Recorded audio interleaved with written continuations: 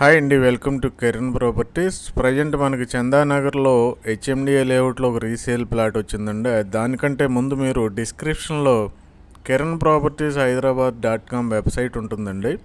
దాంట్లో మీకు చాలా ప్రాపర్టీస్ అవైలబుల్ ఉన్నాయి.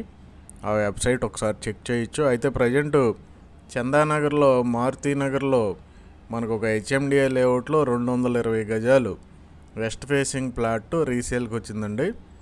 ఇందులో మనకి 40 ఫీట్ వైడ్ రోడ్డుకి ఆనుకుని ఈ ప్లాట్ అయితే ఉంటుంది. దగ్గరలో మనకి మోర్ సూపర్ మార్కెట్ ఉంటుంది.